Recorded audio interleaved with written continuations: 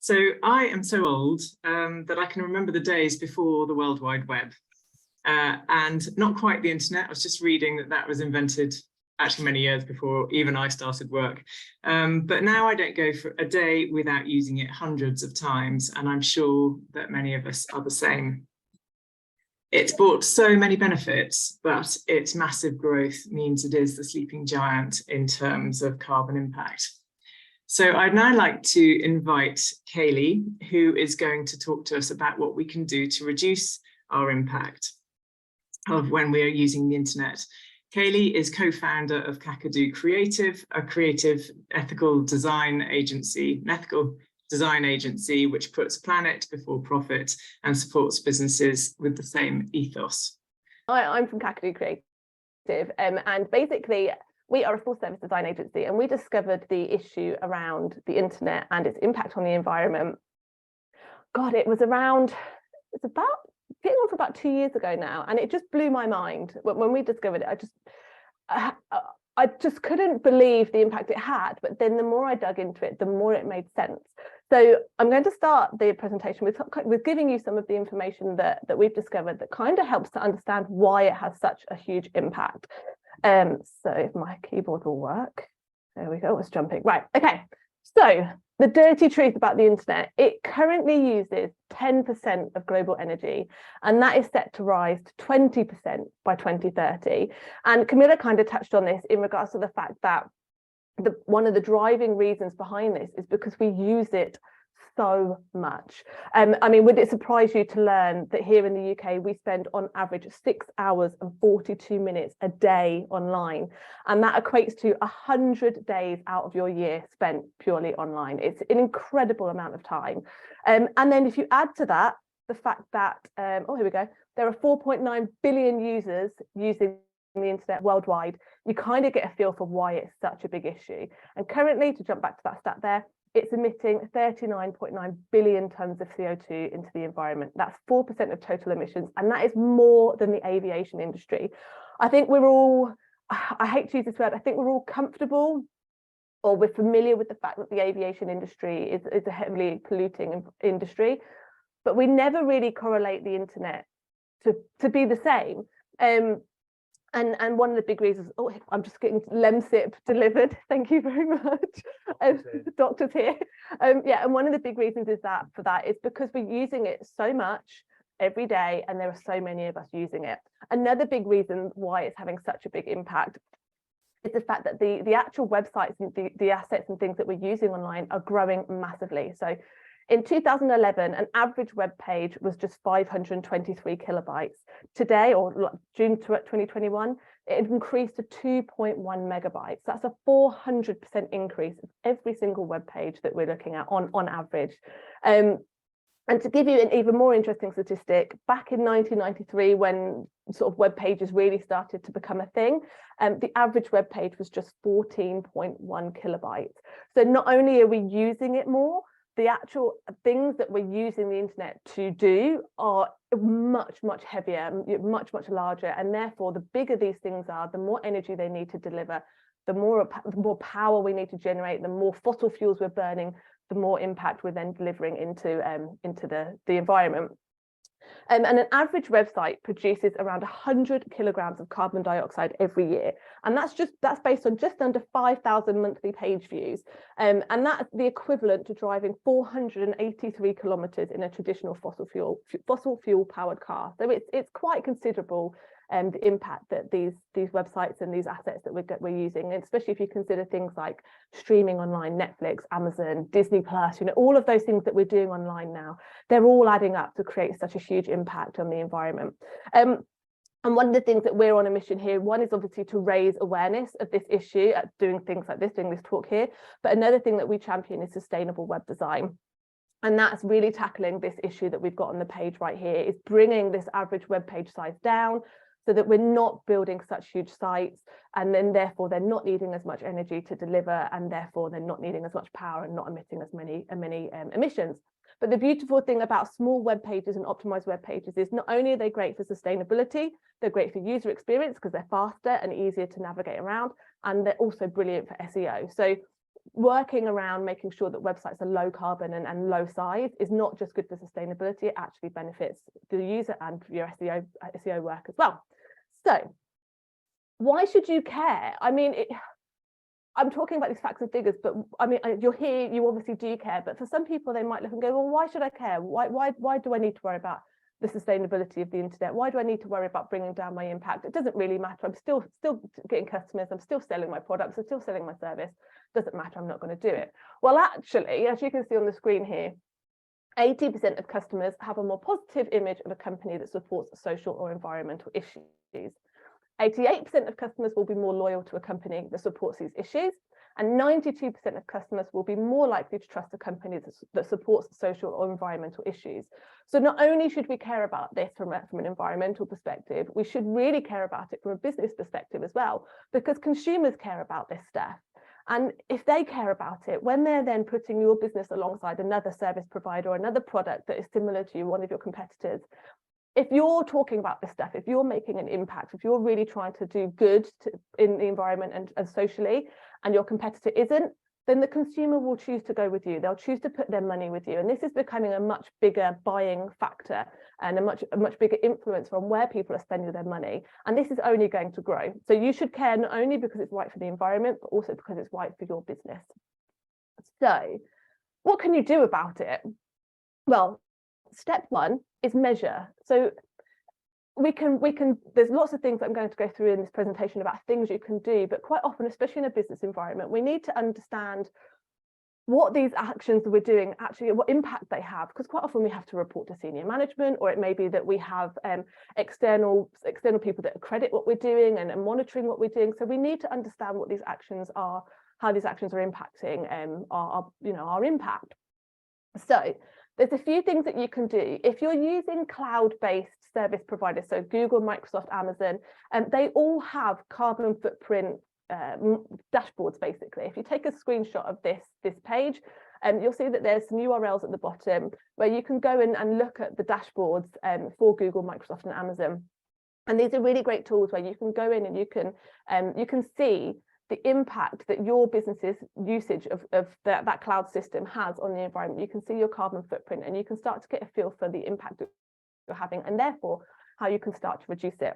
I've obviously talked about websites. Another thing that you can do is measure your website emissions. So my toolbar is just hanging over the top of this. I'll move it out of the way. And there's a couple of ways you can do this. So there's a website here on the left called Website Carbon, and that's a manual process. It's a free process. It's a manual process. And how this works is that you would get all of the URLs from your website, and you would put them into this tool, and it will tell you, as you can see on the page here, it will tell you how dirty the page is and how much CO2 is being produced per page view. On the right here, this is another free opportunity, or free way to do this, and this is using the Eco-Friendly Web Alliance. Now, this is the world's first and only accreditation service to ensure that your website is eco-friendly and climate positive. And basically, you can request a free audit of the carbon impact of your website. And they then do have an accreditation process, which is a paid process. And what happens is when you get your report, they'll tell you the impact that your website has, and they'll tell you some things that sort of your hit list of things to tackle first to bring the carbon footprint of your website down. Once you've made those changes, you then have the opportunity to get accreditation to show that your website is either eco-friendly or climate positive. The difference with that is eco-friendly, excuse me, I need to have a little sip. Sorry, thank you. The difference between eco-friendly and climate positive is eco-friendly is where your website has a very low carbon footprint. It still has a carbon footprint, but it has a very low one. Climate positive is where you've taken action to offset the emission that your website has. So you've done everything you can to reduce the carbon emissions of your website, but then you've then said, okay, well, I've got an additional 20 tons of CO2 from my website a year. I'm going to offset that. I'm going to pay to offset that. So that's when you become a climate positive website. Oh, wrong keyboard. Let me go. Yeah. There you go. Right. So now you've got some facts and figures. You've got some information to understand where your business stands in regards to its digital carbon footprint. You can then start taking action to reduce that impact. So the first thing you can do is, why is my keyboard not working? Come on. There we go. First thing you can do is switch to renewable energy. Now, I know with the energy market as it is right now, it's a really tricky suggestion to make. But if you are in a position to switch to a renewable energy provider, if you aren't already with one, then this is one of the biggest things that you can do to really make an impact on your carbon footprint. And the reason being that if the internet and communications technology if the electricity that's being used to run the information and communications technology, so ICT, and if all of that electricity used to run that industry was from renewable energy sources, we could reduce the carbon footprint of the internet by 80%. That's huge. If we all switch to renewable energy, that's a huge impact. So if you've got the opportunity to do that, then do look at that. There are 3 providers that I'm aware of that supply renewable energy for businesses. One is Good Energy, one is Green Energy UK, and one is Ecotricity. Ecotricity is a really interesting one in that their green gas is generated by vegan sources. So if you're also conscious of animal exploitation in your business, then Ecotricity is a really good one to look at, because their green gas comes from the breaking down of natural resources, so grass cuttings from local authorities, for example, whereas the others, their green gas comes from basically taking the animal waste from animal agriculture and then capturing the methane from that and then burning that. It's a tricky one. So we basically are quite pragmatic about that whole topic, because whilst we don't agree with animal exploitation, we do think that the issue that we've got with animal agriculture and runoff of waste into the rivers and the pollution of our rivers is a major problem. So if we can find a way to stop that waste going into the rivers and use that to create green gas, then we think that's a better option. But you've got those 3 suppliers there that can supply renewable energy for a business as well as for home. So if you're able to switch at home, perfect as well. The other one, clear your cloud. So you talk about the cloud. I'm looking outside right now, and there's lots of big fluffy grey clouds out there. It seems, again, quite innocent. It seems like a lovely fluffy thing, but actually when you store stuff in a cloud, it's not stored in a cloud. I'm sure lots of you know this. It's stored on servers in data centers, and these data centers need power, they need climate control, they need a lot of energy to run, and this energy emits carbon emissions. As you can see on the screen, there are 7.2 million data centers globally. A single data center can consume the equivalent electricity of 50,000 homes. And a Google data center in Arizona uses over 3.8 million litres of water a day to keep cool.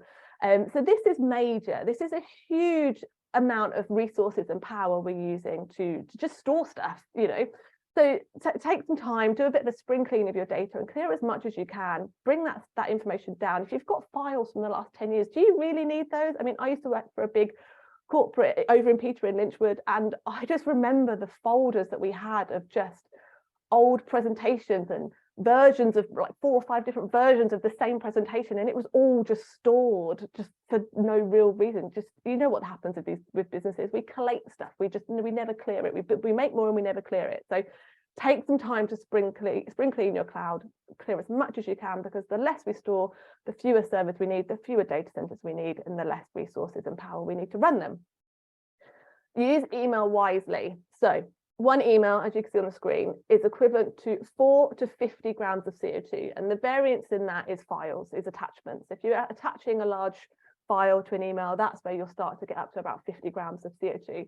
And the interesting thing is that research found that only 6% of recipients that get an email with an attachment actually open them. So we think we're sending these attachments because they're really useful, but actually quite a lot of people don't even open them, which is kind of a bit worrying. But on the surface, that 4 to 50 grams seems quite small, but as you can see, 306.4 billion emails are sent daily. So you extrapolate that 4 to 50 grams of CO2 across 306 billion emails. That's a huge impact. And so as I've mentioned around the attachment side of things, if you're using cloud systems, if you're using these cloud storage systems, instead of attaching the files to your emails, send links instead. And then that allows people that need the file to download it, and you're not sending these files just for the sake of it. And don't forget as well, when you send an email with an attachment, it stores it not only in your sent items, obviously then stores it at the recipient's end as well. So we've got 2 versions of them stored in multiple locations. But if they're all in one central cloud location, then that helps to reduce the footprint. And last but not least, unsubscribe from newsletters. So how many newsletters do you get every day that you don't even open them, you just delete them? Just unsubscribe. All of this information, all of these emails that we're getting, they all add up, they all have an impact. So just be quite conscious of emails. We did see a piece of advice once saying to not send thank you emails. I don't agree with not saying thank you. So if you need to say thank you to someone, say thank you to someone. But if there is an email where you're just sending something back, I don't know, just be conscious of when you're sending emails. Don't not say thank you, but just make sure you're sending emails when you really need to send one. And then that will help to reduce the impact. Greener search. 1 second, I need another sip. So you'll be pleased to hear, if you use Google and Bing, they are carbon neutral. They've done a lot of work over the last few years to make sure that their search engines are carbon neutral.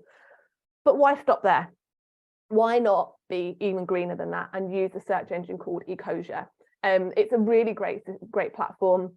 For every search that you do through Ecosia, it's run on 200% renewable energy, and for every search you run on Ecosia, they remove 1 kilogram of CO2 from the atmosphere. They're a B Corp. They agree that you should be paying your taxes, unlike some big search engine operators who like to avoid paying their taxes. And they tree plant, so they use their profits from advertising revenue to plant trees. And as you can see on the screen here, I took this screenshot, I think it was 2 days ago, they had planted 162 million trees worldwide, and they're really open around what they're investing in, their impact. So if you're curious about them and you're not already using them, and have a look, and you can do a bit of digging into them. They're a great search provider. And you can, if you're using Chrome, for example, you can use it as a Chrome extension, and it becomes your default search engine. So that's a really, really easy and simple one that you can do.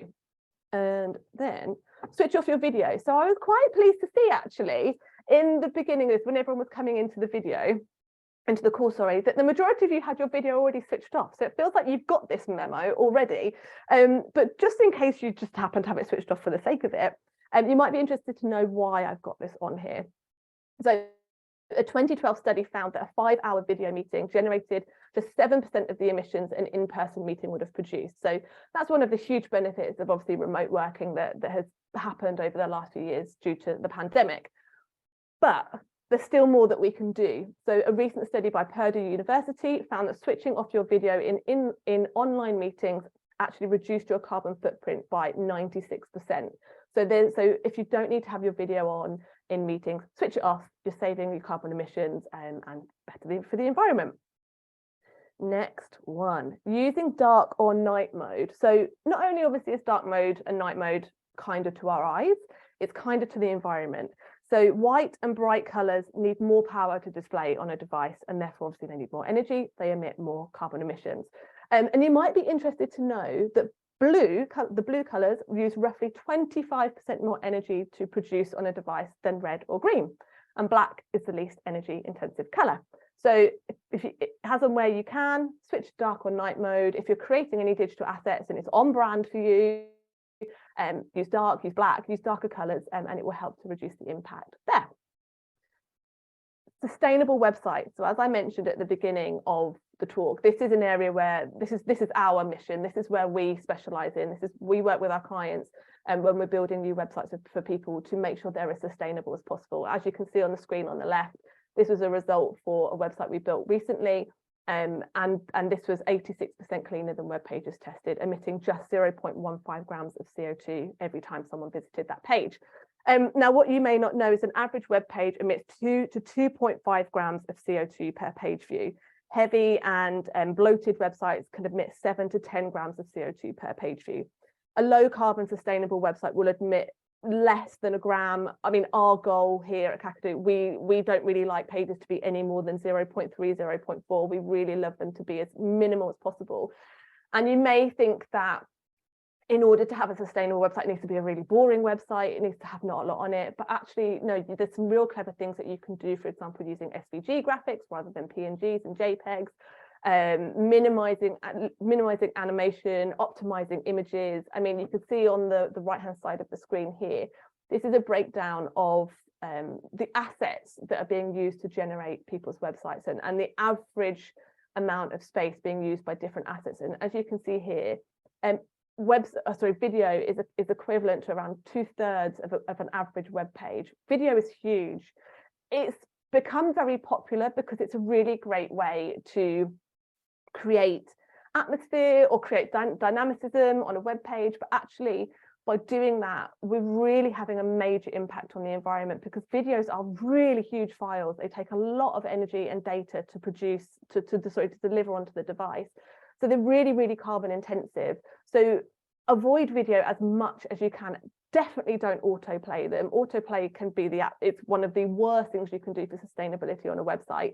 And if any of you have got video autoplaying on your website, go away. One of the biggest things you could do today is just go away and look at those videos and say, actually, could we swap that for an image? Could we swap that for an image? And could we have that video somewhere else? And we give the user an opportunity to choose to play that video. Is that video even adding anything? If it's just there for decoration, get rid of it. It's not really doing anything. Get rid of video. What we generally try and do is set a carbon budget or a size budget per page. We try and aim for a web page to be no larger than 1 megabyte. And that's, again, being really conscious of what you're putting on the page, making sure images are optimized, like I said, minimizing video, minimizing plugins. We've seen so many websites in the past where they are really, really heavily loaded with plugins. Every plugin has code, has size, has functionality that all needs to be delivered. And quite often, you don't need a plugin. You can do it with a really tiny bit of code to deliver the same piece of functionality. So it's being really conscious with what you're loading the website with. Lazy load your content, so it only loads when people get to that point in the page. So if they never get to the bottom of the page and they've already gone off to the next part of the user journey, you've not loaded that content for the sake of loading it. So it's being really conscious of things like that. Minimizing custom fonts is another big thing. If you've got lots and lots of custom fonts on a website, they will need to be downloaded to the user's device. That creates more carbon emissions. Having clean code. So I mentioned earlier on around plugins and how people load plugins to get small bits of functionality, which can be achieved with a little bit of code instead. It's really, really being conscious of what you're doing on a site and what you're loading the website with. There's more to it. We've actually got an article where we talk around, we break down sustainable web design, and there is a link to that in one of the final slides on here that you can take a screenshot of and investigate this further. But this is a big one. Obviously most businesses have a website nowadays, or they should. So this is something that you could really have a look at today and just go through and say, okay, are our images optimized? Have we got autoplay video? Can we strip video out? And there are some really quick wins that you could potentially have to reduce the impact of your website. And oh no, on keyboard again. And okay, so another thing that you can do while we're on the subject of websites is green hosting. So you won't be able to switch to a green hosting provider if your website is on something like Wix or Squarespace or Shopify or Weebly or BigCommerce. They are all online website builders, and you are locked to their platforms. And unfortunately, the majority, I think potentially all of them, all run on fossil fuels. They all run on dirty energy. Whereas if your website's on something like WordPress, which is open source, you can choose whichever hosting provider you like. So if you're not with a green if you're not with a green hosting provider, this is again another really simple thing that you could do to switch your website to a green hosting provider. So the way it works, so for example, we offer a green hosting service, and the way it works is that it's run on renewable energy. Often there'll be carbon credits depending on the energy that companies are using. And for example, we also add tree planting into the mix. So there's lots of different green hosting providers out there with different levels of service. Some are really, really basic if you've just got a blog site, for example, or some have got professional level services like the one we have, where we also add into the mix content delivery networks. Now, a content delivery network is a really powerful thing if you've got international clients or international people using your site. And what a content delivery network does is it delivers the content for that web page from the closest server. So, for example, if we have got our websites hosted in the UK, and there's someone in Australia looking to access our site, if we just have our website hosted in the UK, we've got to get that data, we've got to transmit that data from the UK to Australia for that person to access it. Whereas a content delivery network is a network of distributed servers all across the world that then delivers that content from the nearest server to that user. Therefore, it's faster, doesn't need as much energy, and is better for the environment. So again, that's a quick, really easy thing you could do is switch your website to a green hosting provider. And that one. And okay, last but not least, we've got a bonus tip for you, and that's refurbished tech. So refurbished tech is something that you may not have really considered for your business before. We quite often automatically go to a manufacturer for a new product. We think that we have to buy new, when actually you can get manufacturer refurbished tech. It comes in as new condition. It has the same warranty as a new item. On average, it's cheaper. It can be on average 20% cheaper than purchasing the equivalent model as a new item. And not only that, let me get back down to these stats here. So I've got the exact figures for you. A piece of refurbished tech, a refurbished laptop, will save 1,200 kilograms of raw materials, 190,000 litres of clean water, and 316 kilograms of CO2. So if you are needing new tech for your business, whether that's laptops, desktop, phones, iPads, whatever it is, do look for manufacturer refurbished tech. The laptop I'm on right now, the Mac I'm on right now, is direct from Apple, same manufacturer, same warranty from them. Absolutely no problems. I think it was about £300 cheaper than getting it new, but it's brilliant. It saves so much of the resources and the CO2 that would have taken to deliver this as a new item. And here we go. So this was the page I was talking about earlier on in regards to some helpful links. So again, we've got the links here to check out the carbon emissions impact of your cloud systems. There's the website there for the Eco-Friendly Web Alliance, who will do the audit of your website to see how sustainable it is. Cobalt Beach, I haven't mentioned them previously, but Cobalt Beach is an IT data partner that we work with. So if you are wanting some help with analysing the information you get out of the carbon emissions dashboards from the cloud providers, they're a really great resource. They're a really great company to go and speak to, because they'll be able to help you understand the data in a bit more detail. We also offer a website audit. So if you want us to have a look at it, we look at it not only from a sustainability perspective, but also a performance and a design perspective. So we come at it from 3 different angles. There's the link there if you want to understand a bit more around sustainable web design and understand what goes into that. And then obviously there's a link there for the green hosting service. And here are my contact details. If you have got any questions outside of this meeting that you want to run through, if you want to pick my brains around any of it, please do feel free to give me a shout. Other than that, I'm going to stop sharing and hand back over to Camilla, and I'll answer any questions you may have. Thanks, Kayleigh. That was brilliant. So interesting, and so many things that have just become sort of common practice, or we just don't even think about how we use our ICT, do we, in our communications. And it was something that I found, sorry, I completely forgot to mention this earlier on, but it's something I found really interesting when we were looking into, for example, the green hosting service. So there was a study done looking at the 42 leading environmental websites across the world, so 42 of the leading worldwide websites, and only 53% of them were run on renewable energy. And you'd have thought, being that they were leading environmental organizations, that would have been something that would have been central to their digital strategy, their sustainability digital strategy.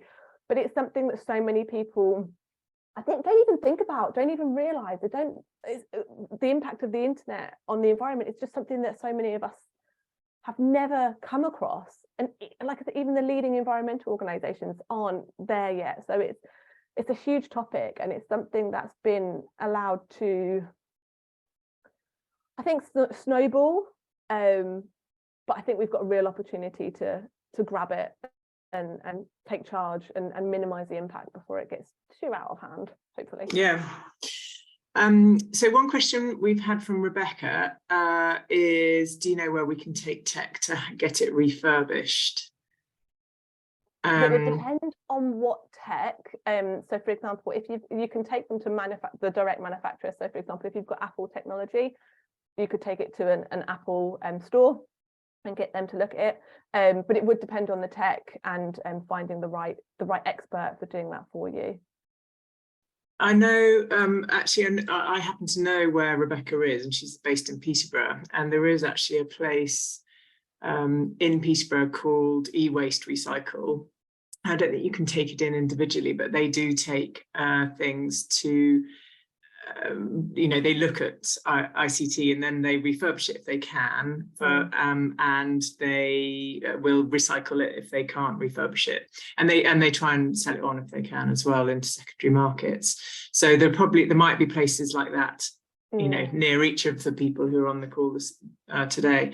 I think the biggest thing to be conscious of is that if you take it to an unauthorized company, if you've got warranty left on your device, it's very likely that if you take it to an unauthorized service provider, your warranty will be invalid. So if you are under warranty, then obviously speak to the provider. If not, then then someone like these would be perfect. In terms of repair. Yeah. Also, I think I was in Curry's the other day, and they take in pretty much any piece of ICT, and they give you a voucher, don't they, in return? And I think what I feel more reassured about taking things to Curry's is that it might not all get smashed up. If you take it to the local recycling centre, I feel that everything just gets chucked in, and I think actually a lot of the vital minerals and vital elements get kind of lost in that, or it's not as easy to recycle them as well. To trade in, there's lots of places to trade in, but to refurbish, I would personally, if I was having something refurbished, I would take it back to the manufacturer, but that's just my personal. That's your personal. Yeah. I'm also interested in whether anybody has got a sort of strict email policy. I don't know, probably if I asked everybody to put up their hands who feels that they're drowning in emails, everybody might put their hands up, because I think it's so easy, isn't it, to CC people and send over yet another email that actually is a question that could be asked in person or with a quick phone call. And I wonder if we'll see companies actually developing better email policies that are a bit more mindful of people's time, as well as it being a great sort of carbon benefit as well. All that I think the contact is good. I personally prefer person-to-person contact rather than email contact, but I think that sort of being thoughtful about how people should use email is another thing that should be looked at. It's interesting because I was just before you said that, I've seen that April and Kayleigh have just made a question that I was actually about to explain. Right. And that actually, so you've both asked about sending Teams messages or sending sort of chat messages. April said that. If you've got something like Slack or a group of sort of a business WhatsApp or a Discord or something like that, sending those messages in those platforms is less carbon intensive than sending an email. I have to admit, I don't have the exact stats and data on it, but I know that it is less energy intensive to send a chat message rather than an email. So if you have those options within your business, I know that where I used to work, we had an internal chat system that is less energy intensive than sending an email. So that's a better one. Kayleigh said, started encouraging reduction. Do you want me to? I can look at those. Okay, so we start no need encouraging. No thanks required. Yeah. And as you say, that sort of thanks email that just is that people send kind of without thinking, which is a nice thing. We all want to be nice to each other, don't we? But it actually takes a bit of time, and B, has a carbon cost, as we now say. And for years we've seen those think before you print messages, haven't we, on emails? And now it's like, should we think before you click or think? It's a really hard one as well, because I don't want to make out that all digital is horrific and we should stop using it, because there has been some huge wins from a sustainability perspective. I mean, the fact that we're sat here now on this call rather than all driving to a location in Peterborough, the fact that we can send an email rather than sending an item in the post that has to be delivered by a van, all of that stuff. There's been huge wins from an environmental perspective through the transition and the development of the internet. But the problem is it's just grown and grown and grown and grown, and it's just become almost unchecked. And you look at things like the fact that they want to turn the world into the metaverse, and we're all going to live our lives, you know, via Actually, yeah. which personally does not sound good to me. But you know, there's all of these ideas and these developments around making our lives even more digitally focused. And we need to be conscious that, okay, that might be interesting, that might be great, but hang on, that has an impact. It's not, this technology isn't free to the environment. Whether it's resources, water, whether it's physical resources like minerals, for example, water, whether it's electricity, whatever it is, it all has an impact. There is an impact to everything, isn't there? Yeah. Okay, so another question, is there an easy way to track and measure the amount of emails sent as a company? Oh, good question. I don't know the answer to that one, I'm afraid. No, through your web server, maybe. Yeah, I don't. I'll speak to Mark at Cobalt and I'll see if he knows. Oh, Angela's saying yes, there is. Angela, answer the question. Right. Angie, if you want to unmute and reveal how that is done, then that'd be great. Yeah, hi. Yeah, when we wanted to find out how many emails we were sending and the impact, we went to our IT company and they were actually able to find that data out through analytics. So it's whoever's hosting and looking after your sort of email account, and that they'll definitely be able to do it because we found that out. Right. So, yes, that would be your like MS365 G Suite provider. Yeah. Okay. Yeah. Cool. Excellent. Right. Have we got any other questions that we would like to see? I might share my screen again. David, where you say cost, do you mean financial cost or environmental cost holding onto these emails?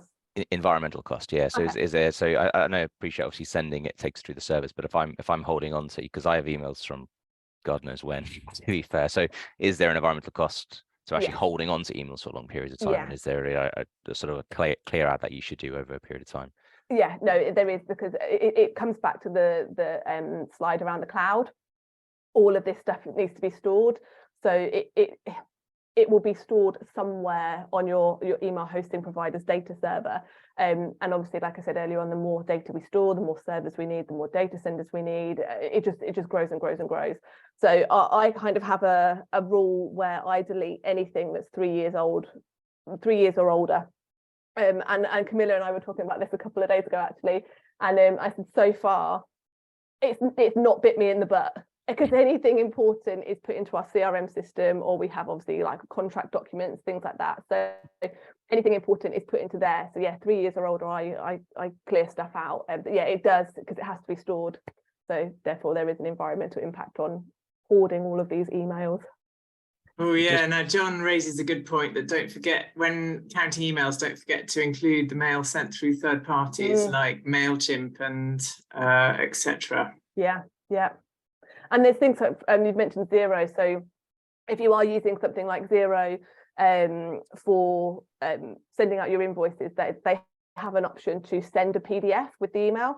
You don't need that option, because within that, the email that they get a link to look at the invoice online. So if you are sending out those invoices with the PDF attached, stop sending the PDF, just send them the link, and then that will save that data and that energy usage as well. Yeah, that's true. Oh gosh, we've got one more question, then I think we will end. But I've also noticed a huge increase in the amount of recorded meetings. I suspect people don't generally go back and rewatch. Do you have some tips on when to avoid recording meetings and examples of those which are doing this better? I mean, I would say it's common sense. Don't record the meeting if it's not going to have any benefit, or if you do record a meeting and at the end of it, you sort of say, well, actually, that's not really useful, just clear it off.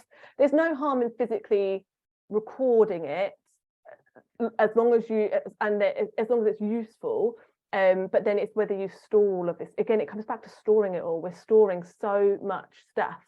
So just, use common sense. Only record if you really need to record it. And then if you record something and it's no longer of use, delete it, get rid of it. It's things like, I've got this example, it's not video related or recorded related, but I'm concerned for future generations and their use of digital data. So I've got a 15-year-old sister, who lives down in London, and I saw her a little while ago, and she was showing me her, I can't remember what messaging app it was. I said, oh, look how many messages me and my friend have sent to each other in the last 6 months. And I said, oh, how many? She went, it was tens of thousands. Well, what are you sending each other? She said, oh, we just send each other random pictures. There's a picture of a ceiling, a picture of a forehead. It was just the most random stuff. And you just think, it's just, we've just got to become much more mindful about what we're doing. And it's same with recording meetings. Just record them when you really need them, when they're really going to have value. Don't just record them because you've got that option. Yeah, that is it's so true, isn't it? That you just need to think a little bit more about how we're doing things. You're going to be the Marie Kondo or whatever it is of the cyber world, Kayleigh. Have us all clearing out as much as we can, decluttering as much as we can. Yeah, so thank you very much for Kayleigh. To those of you who attended, keep investing in the environment, encouraging others to do the same. And we hope to see you at our next event or training.